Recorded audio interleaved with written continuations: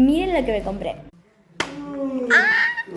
Es una caja de la Bubu. Y vamos a hacer un unboxing medio corto. Sí. Bueno, miren, este es el packaging. Creo que es muy lindo. Que no sé, no se ve bien porque está al revés. Pero bueno, este es el packaging. Dice, cartas coleccionables con stickers sorpresa. Pero eso es un engaño. Porque estos son los sobres que tienen los stickers sorpresa. Pero está en la caja. Y ya están abiertos. Entonces, vamos a ver. ASMR.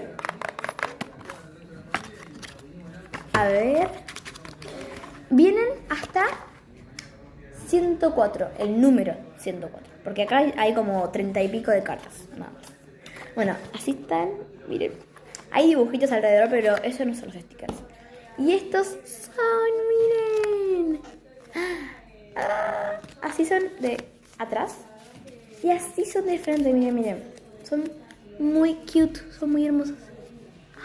Hay algunos como que son como que así de plástico. Pero hay otras que son, miren, a ver si lo encuentro.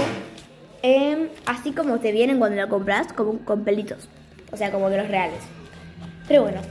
Y que les decía, acá abajo tiene un numerito. Esta dice 9. Y las voy a acomodar de menor a mayor.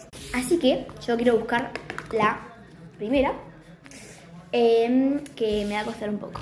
La encontré. Miren, es esta. Es un Labubu tomando un té. Ay, ¿qué es eso? Ahí está. Miren. Este es el número 1. Acá. Pero lo que voy a hacer es ir encontrando las más cercanas. Porque no voy a buscar 2, no. 4. 6. 3.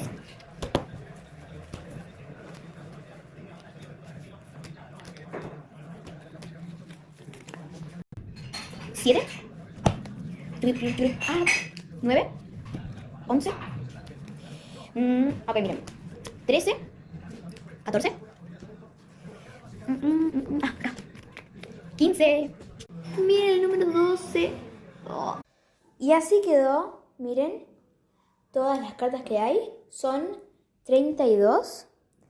Tengo hasta las 108. Pero claro, me faltan algunas, ¿no? Pero está muy bien, ¿ves?